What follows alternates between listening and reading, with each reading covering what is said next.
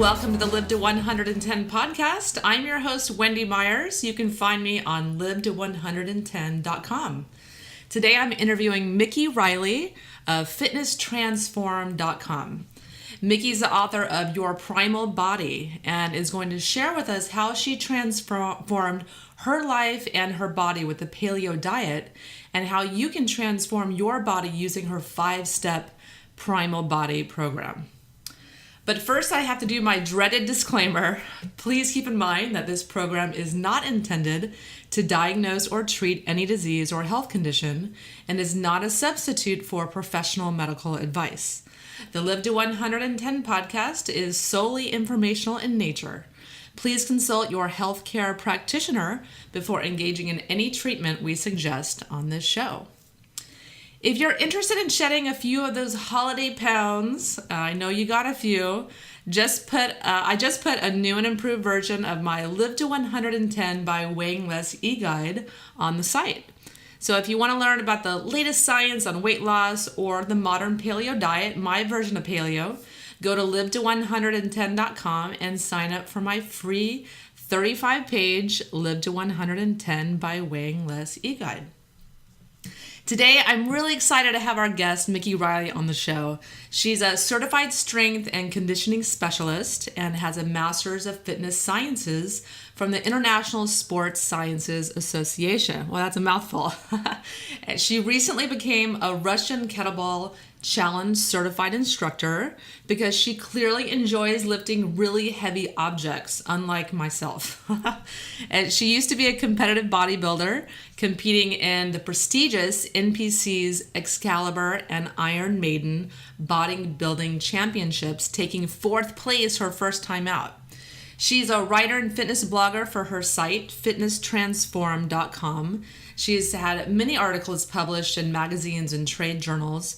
But today we're going to be talking about her book, Your Primal Body, the Paleo Way to Living Lean, Fit, and Healthy at Any Age. Mikki, thanks so much for coming on the show. Hi, Wendy. Thank you so much for having me. Well, why don't you tell the listeners a little bit about you and your background? Yeah, I've been involved in the world of fitness and health for at least 20 years. And I've been a personal trainer a lot longer than I've been involved with paleo. I started as a bodybuilder, as you mentioned, back in 1992. And I did that competition and another one, and I discovered that I really enjoyed the process of transforming my body. And that experience helped me to realize that I wanted to help others to transform theirs. So additionally, I had always had an interest in nutrition, and over the years, I had tried, a lot of different diets in my personal exploration of health and fitness.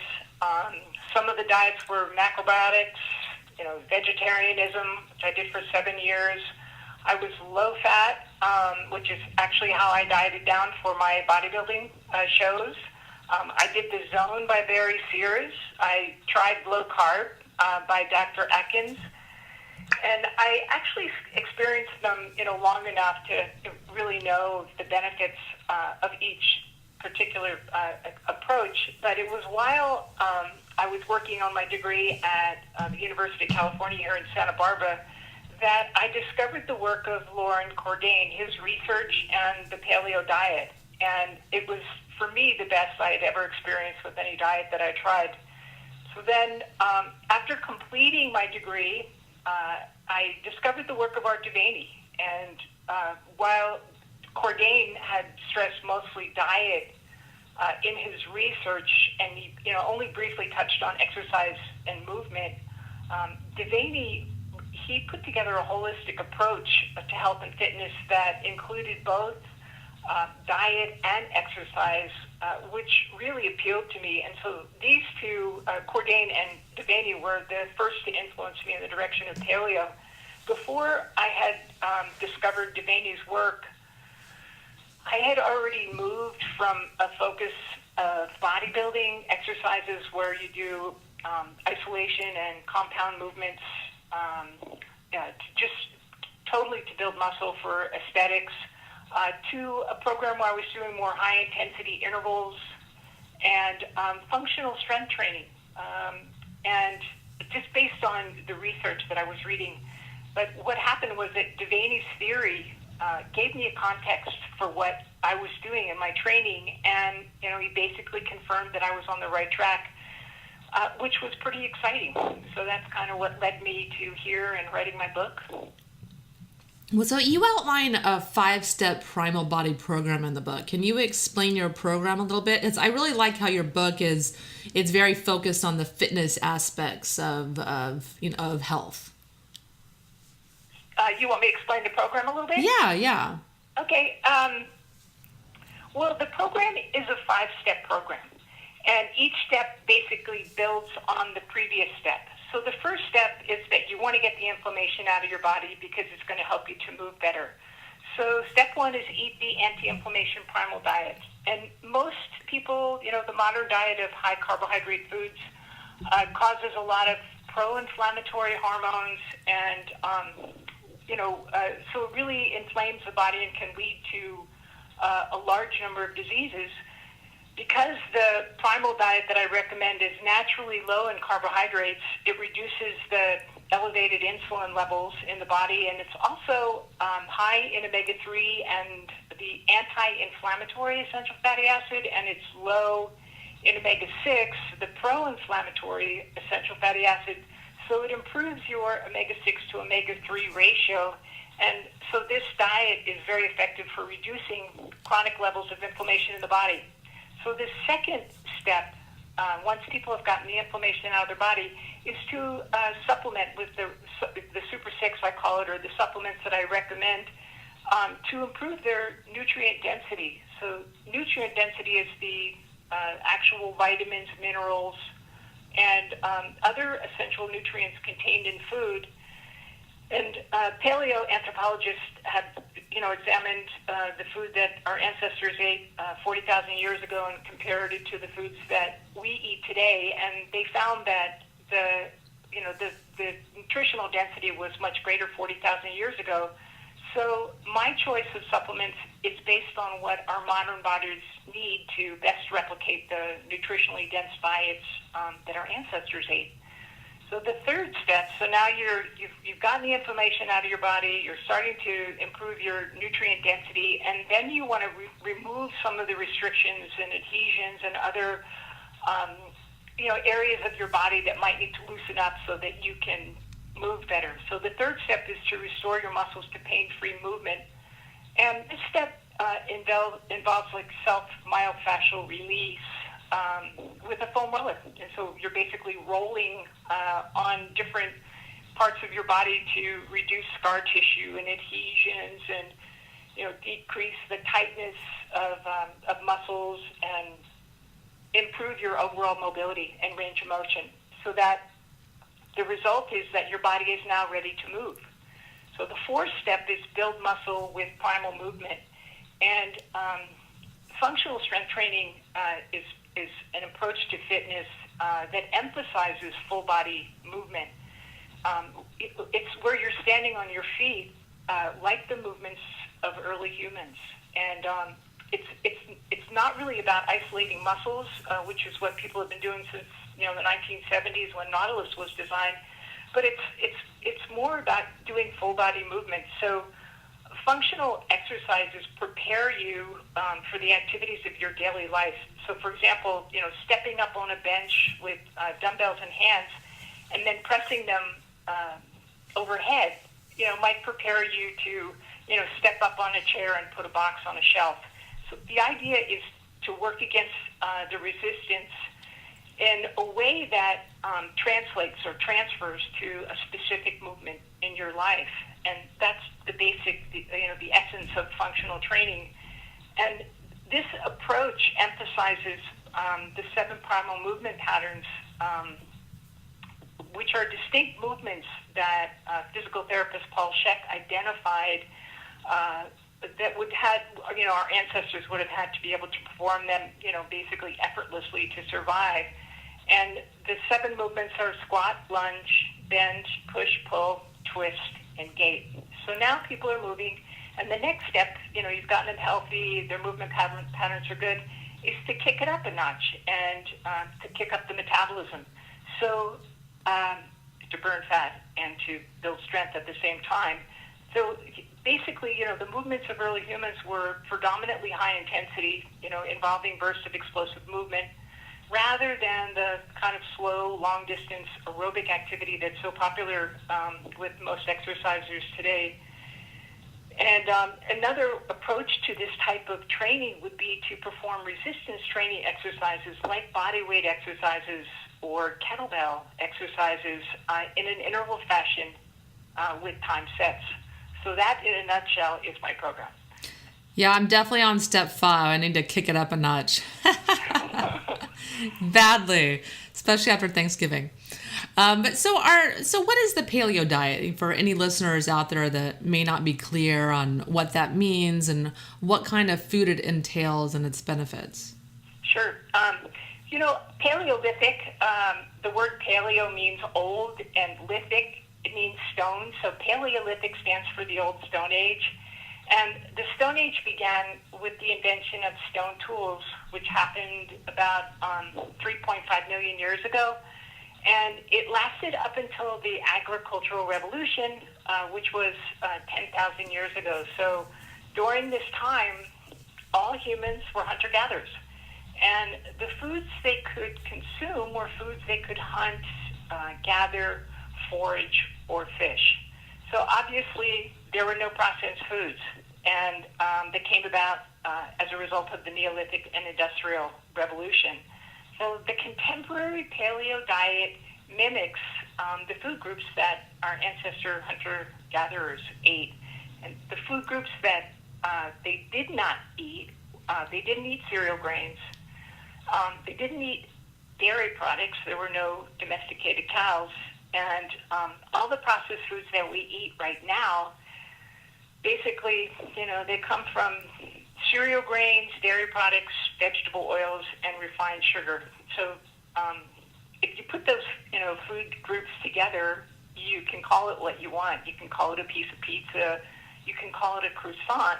But basically, it's those 4 food groups that most Americans and Europeans consume a great deal of their calories from. So what happens with the paleo diet, it basically eliminates or really reduces, those food groups and focuses more on real living foods like fresh fruit and vegetables and nuts and seeds and grass-fed meats and seafood and fish. So that's basically it. So are there any aspects of the paleo diet that you don't 100% agree with? I know many people that are advocating paleo diet are saying there's some new foods we may have acclimated to or adapted to, like legumes or dairy. What is your take on that? Well, I'm on the fence about dairy, but I really think that it's best for most people to avoid grains and legumes, as well as vegetable oils and sugar. Some people who have ancestors from Northern Europe can probably tolerate dairy because a mutation occurred in the DNA about 10,000 years ago, and so there's an adaptive tolerance for some people to dairy. And I also think, I wrote Your Primal Body because I wanted to have it, I wanted the idea to be more inclusive and less exclusive. So because I've been working with clients for 20 years and I know that, people need choices, if they're going to be successful. Not everyone does, but a lot of people do. So I think the modern paleo approach to health and fitness is based on both our evolutionary history and modern science. And I think it's really very individual. People differ in their tolerances to certain foods and activities as well. So each person just basically needs to experiment and find out what works best for them. And I don't think we can really duplicate the ancestral environment, but we can use it as a guide for living well. Yeah, absolutely. I totally agree with you. So are there any adjustments that one should make to the traditional paleo diet if they're trying to lose weight? Well, if fat loss is your goal, you want to keep your carbohydrates, it's a generalization, and, I always, tell people to keep in mind that, when you say 50 carbs, that may be a little bit different for some guy that's 6'5" and weighs 220 pounds and, a woman that's 4'9" and weighs 110. It's a basic idea, but you want to keep your carbohydrates low. And actually, the fastest way to lose weight is to go into ketosis, and it's also very healthy. With this approach, you can achieve a significant amount of fat loss while maintaining your lean body mass, especially if you're lifting weights. So if you wanted to reach, 50 grams of carbs, you could, eat low glycemic vegetables at every meal, but, eliminate dairy and most nuts and skip fruits until you've reached your fat loss goal. And there's another component to it, too. It's not just about getting your carbohydrates low. Some people may need to create a caloric deficit. So, when your insulin levels are low because you're not eating very much carbohydrate, your fat cells are open. But to get your body to burn fat efficiently, you have to create a need for the fuel. So if you're already getting enough fat to meet all your energy requirements, your body has no need to, use, your internal stores, right? So the cellular doors may be open, but the fat is not needed, so the fuel stays inside. So to lose weight, you have to, create a caloric deficit or a shortage of calories from food to, start burning your own reserves for energy. And, it really depends. This is another, fat loss is very individual. Some people come in and they do the paleo diet, and it's more than enough. All they do is switch to eating more vegetables and, get rid of the starchy carbs, and they're losing their weight, and, it's very easy for them. But some people have to get a little bit more, do a little more work at it to drop the fat. Yeah. Yeah, I know one of my strategies is just to go to bed a little bit peckish every night. That's great. That's when I know, I forget counting calories. But you just tune into your body. Yeah, it's just a feeling in my body that I know I'm just a little bit hungry when I go to bed. And then I know that my body is going to have to use my extra fuel that I have hanging on. So let's talk about fitness. You mentioned in the book that if we emulate moving like our ancestors, that this is the key to optimal fitness. So what exactly do you mean by this? Well, our modern bodies don't get many physical challenges. Like, it's for many people, they don't get out and do very much. The part of it's due to the agricultural and industrial revolution, and then we're just so sedentary that we've lost touch with basic movement patterns. So a lot of people develop muscular imbalances, and they become dysfunctional. I see that a lot with people that come into my studio. So I work with clients on functional strength training, which I was talking about, full body movements rather than isolating muscles on machines. And once they've learned to move well, I show them metabolic resistance training using high intensity interval training.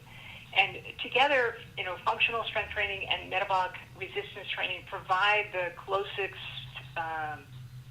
approximation of exercise to our genetic blueprint.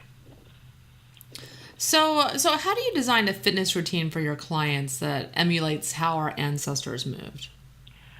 Well, functional training simulates the 7 primal movements that I spoke about, and it's very much like, the movement patterns that our early humans did. So, say, for example, all of the movement patterns that I'm teaching people are, based on this template. So when someone comes in, most of the time, amazingly, they don't move very well, and even simple movements like squats, I find their knees are traveling forward, and they're not doing the movement properly, and they're not doing the movement in a way that recruits the muscles that they should be recruiting, and that's going to give them the benefits that they want, and that's not going to cause them problems or injuries over time. So the first thing I would do is teach them how to do the movement properly. And then once they learn that, I start adding some resistance. Like, they could do, after they learn how to squat, they could do, a kettlebell squat, or they could do, a squat with a barbell on their back, or they could do, body weight squats to time sets. So they may be squatting for, 60 seconds, or I may have them do like squat jumps where they're jumping with the squat. So the first point is to teach them how to move well, and then to do it with resistance. So this is what everyone wants to know. What is the best exercise routine for weight loss for most people? Because I know everyone's a little bit different, but what is the best way to go about it for most people? It's really high-intensity interval training. You know, the more traditional way is to do high-intensity interval training, or referred to as intervals. Most people think of them in terms of sprinting, you know, whether you're on a track or on a bicycle or in a pool. But there's another approach to performing interval training, which is to do it in an interval fashion where you're using resistance training exercises. So a huge benefit to this type of training, because most people, when they think about losing fat, they think about doing aerobics. A huge benefit of performing metabolic resistance training as compared to aerobic training is that you would have less wear and tear on your joints. And so typically running a mile is about 1,500 foot strikes, with forces as high as, you know, 3 to 5 times your body weight through your hip, your knee, and your ankle. And that's really a lot of trauma to the body, especially if you do it, you know, day after day, week after week. And so if you compare that to metabolic resistance training, where you're doing circuits where you perform a series of sets for the same amount of time using a variety of, you know, upper body and lower body exercises. So both exercises would cause your body to burn calories, but you would have far less stress from doing metabolic resistance training, and you'd also be building some muscle. So it's scientific. Science has compared. There's been numerous studies where they compared aerobic exercise to HIIT, and one of the studies, there was an Australian fat loss researcher who put 45 overweight women through a 15-week study where one group did intervals, sprinting on a bicycle for 20 minutes, and the other group did aerobic exercise at a continuous pace for 40 minutes. So both groups, they exercised 3 times a week, and they had their nutrient intake was closely monitored, and the results at the end was, at the 15-week point, was that the interval group lost 3 times as much fat doing half as much exercise, just to give you an idea of how effective that type of training is. And the reason that the HIIT group burns so much more fat, it's because of a phenomenon known as EPOC, or excess post-exercise oxygen consumption. And what happens is that high-intensity training disturbs your body's homeostasis and it kind of throws it off balance. And this results in a larger energy expenditure, you know, after you've finished exercising, to restore your body back to normal. And this energy expenditure is what causes the increase in fat loss. And it's what makes high-intensity interval training so much more effective for fat loss than any other type of exercise. Yeah, I remember long ago when I used to work out with a personal trainer lifting weights, and that's what we would do. We would do it really hard and intense, like whether it be leg lifts or whatever machine we were using, do it really intensely, and I would be out of breath. And then you rest, and then, you know, go to the next machine. And I didn't really do much aerobic activity, but I lost a lot of weight, you know, right. fairly... She was doing metabolic circuits where he was. Yeah, fairly quickly. And that's what I tell my clients who are trying to lose weight. You know, everyone's doing the usual thing, exercise more and try to eat less. But if you're doing cardio, 1 hour cardio 5 days a week, I mean, I have people doing that and their weight is not budging. You got to shake it up. Right. And that's a lot of people. A lot of people are doing it that way. It's amazing. And they don't get results, but they keep doing the same thing over. Yeah. And it's amazing that you can work out in half the time and get triple the results. It's so strange. Yes, it is. So, you know, I found it really interesting that you have a section in your book about how aerobics can make you gain weight. So can you explain exactly how too much cardio can make you gain weight? Well, you know, this is not going to be for someone that, you know, just started an exercise program and they've been, you know, sedentary for the past 20 years. I mean, obviously that person is going to experience some weight loss from doing aerobic training because that program is so new to them, right? And they probably have a lot of weight to lose. But, for the people that you're talking about, these people in the gym that, are doing the exercise over and over again, what happens is that the same exercise program, too much aerobic exercise can decrease human growth hormone. And human growth hormone tells your body to burn fat and build muscle. And so a lot of high volume aerobic training also downgrades your fast twitch muscle fibers into slow twitch fibers over time. And one more factor is that aerobic training decreases your total muscle mass, so which will slow down your metabolic rate, so you expend less energy. And less energy expended means less calories burned, which would explain, the weight gain or the no weight loss of the people that we're talking about. Obviously it would take a while for this process to happen, and, you would definitely burn fat in the beginning if it was new to you. But, if fat loss is your goal, a fitness program that emphasizes aerobic activity is not the best way to go. The best way to go is interval and resistance training, and it's so much more effective, like we've spoken about. And that's why it's the backbone of my program, and, actually it's the way our ancestors moved as well, so it makes a whole lot of sense.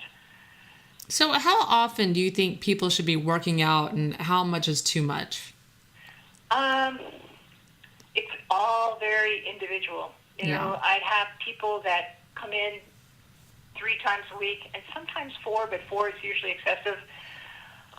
And they're doing a lot of high-intensity metabolic resistance training, and they do remarkably well. So generally speaking, 3 times a week for most people for an hour.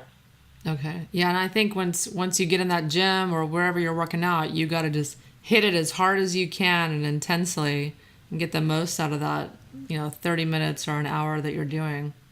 Yeah, amazingly, when people start working out that way, and once they've gotten accustomed to that level of intensity, they crave it after a while. People come back to my studio after they've been, gone for 3 weeks on vacation, and, I'll say, would you like to ease back into it? Oh, no, let's just go for it. Yeah. And they love it, and so at first it seems difficult, and it's really challenging, and it's really hard, but it just feels right to work that hard, to work, to train yourself at a very high intense level. Yeah, absolutely. Because I'm one of those people. I had a baby a few years ago, and I hurt my back as soon as I started working out again, and it's just plagued me for years. So I've had to very slowly, build up my strength again and work around the injury and do physical therapy and do all this stuff. So I'm just now at the point where I'm able to do a workout really intensely and not, hurt my back. So that, I never thought I would be in that position because I've always worked out. So there's definitely something to be said for, you just can't get up off the couch and just go for it right out of the bat. You got to kind of work up a little bit. Part of it too is how you're moving. Like a lot of people that have back issues, it's how they bend. Like the bend is one of the 7 primal movements. So, when you bend from your back, like if you bend over from your back, that puts a lot of stress on your back, and your back's really not designed to move that way. If you hinge, and I've had people come into my studio, they've had like 3 surgeries, and their spine has been fused, and they've had herniated discs, and they've laid up on their back and then I show them how to move, and they realize that they probably never needed any of those surgeries, that they really didn't help them, and the problem was that they weren't moving well. So if you learned how to bend from your hips, so I demonstrate that. I have the 7 primal movement chart in my book, and I have a picture of someone moving that way. But if you bend from your hips and your knees while pushing your hips back to bend, rather than bending over from your back, your back issues will disappear pretty quick. And that's exactly how I hurt my back. Because bending from your hips? Yes, because bending from your back. Well, kind of like I was bent over and then I, shot back up. I was actually doing yoga is how I hurt myself. But when I had a C-section and I had Your lower abs got weak. Yeah, well, I was, I've been pregnant for months, 9 months, and then sitting around for 6 weeks waiting for the C-section to heal.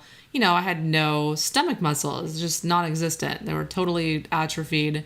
And, you have to have a strong stomach to be able to support your back. So in bending over and standing back up, which is a seemingly simple exercise I thought I could complete, I hurt my lower back, and it took a long time to recover from that. Yeah. Especially since your lower abs are so weak, because you weren't able to really, strengthen them while you're going through recovery, and so the whole process was kind of slow. Yeah, and I think that's what a lot of people, even people that have been working out for a while, or especially people that have been couch potatoes and are getting ready to start working out, is that you can work out these larger muscles. Like people tend to work on their biceps, or they do squats for their quads, but you have to have those smaller muscles to be strengthened to recruit those bigger muscles. No doubt about it. The core and the stabilizers, and you have to know how to activate them. Like a lot of people may have the mobility, but they don't know how to stabilize their core while they're lifting with their extremities, and that's pretty dangerous. Yeah, and that's one thing I had to do when I was in, many, many, many hours of physical therapy, is they actually re-taught me how to move.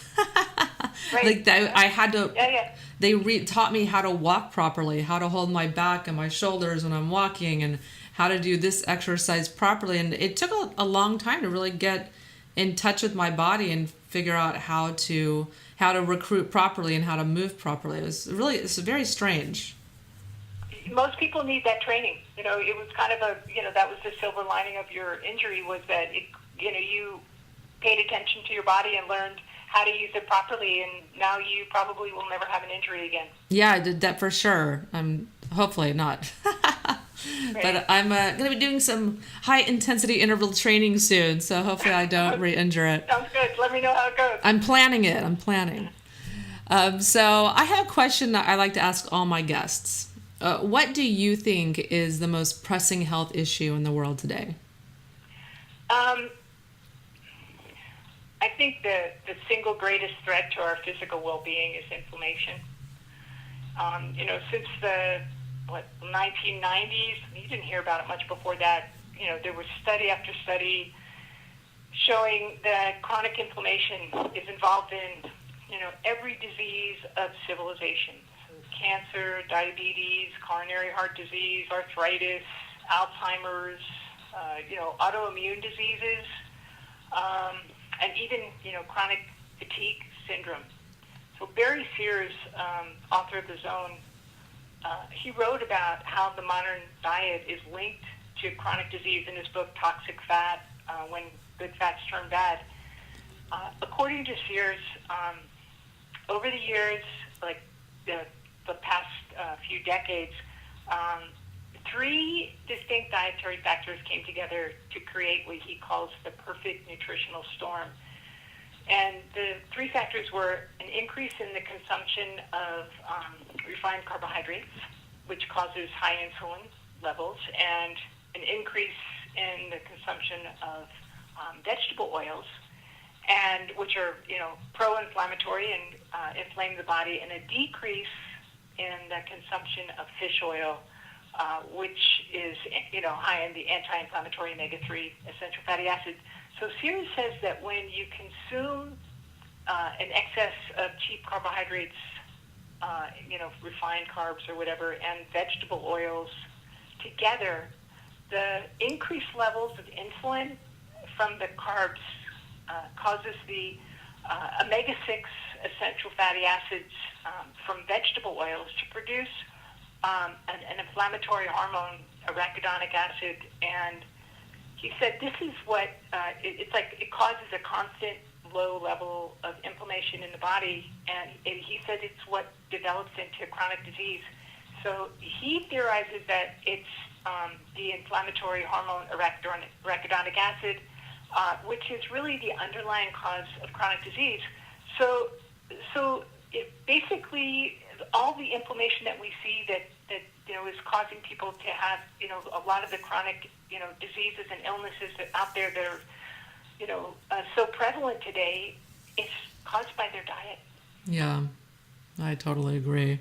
Yeah, it makes me really sad when I go to Whole Foods and there's all this amazingly healthy food and vegetables and dishes and whatnot, and they're all made with canola oil, which is I know. You look at the salads, even in some place like this, and the dressings at the salad bar, they're almost all canola oil. I find one that has olive oil in there. Or soybean oil, and that's an inflammatory omega-6 oil, and it's pervasive even at health food stores. Even the Chinese restaurants think you're eating all these healthy vegetables, they're all soaked in soybean oil. It's just very frustrating. And when you look at it, if you just have 1 tablespoon, say, of like safflower or sunflower oil, it has 10 grams of omega-6, 1 tablespoon. Yeah. So some people are putting a couple of tablespoons on their salad, just adding a little fat, thinking fat is good, and eating a lot of vegetables, and they're getting a really big dose of the pro-inflammatory essential fatty acid. Yeah, and even if they're taking dutifully taking their omega-3 fish oil, it's not doing anything because these omega-3s and omega-6s compete for the same enzymes to be converted into the forms our body uses, and they're all getting used by omega-6, so the omega-3 you're taking is doing nothing. Yeah. So then what happens is they come into my studio and their hip is aching, and they tell me, I've been doing everything, but really I'll still ask them, where did you have lunch? Where did you have dinner? And then they're getting all of that omega-6 in the foods that they're eating out. Yeah, it's really sad. And people, they become immobile and crippled, and they go to the doctor, and the doctors give them pain meds and want to do surgeries, and it's just, we got to get back to basics. Right. So why don't you tell the listeners a little bit more about you and where they can find you? Well, I am in Santa Barbara, California. I have a fitness studio here called Fitness Transform on State Street. My website is fitnesstransform.com. I have a Facebook page, which is named the name of my book, Your Primal Body. And I'm on Twitter with my name, @Mikki Reilly.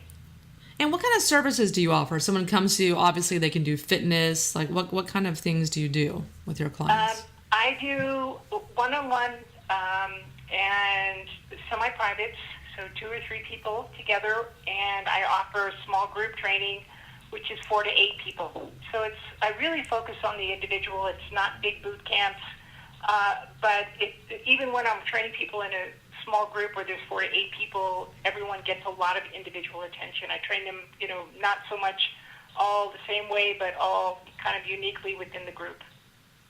Well, Mikki, thank you so much for coming on the show. I really admire your dedication to fitness, like not only for your own health, but for really sharing your wealth of knowledge and fitness on your site and in your book. And I really urge the listeners to sign up for her newsletter on her site, fitnesstransform.com.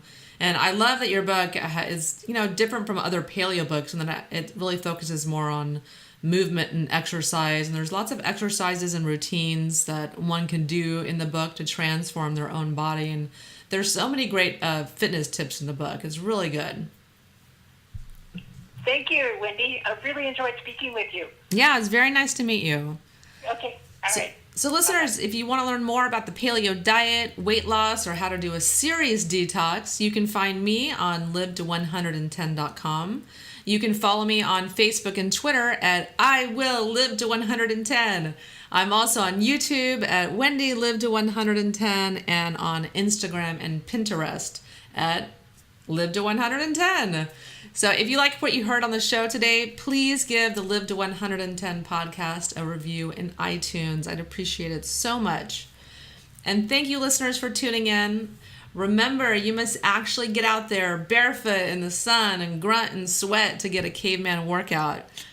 Or you can be like me and be very content simply reading about a caveman workout in Mikki's book.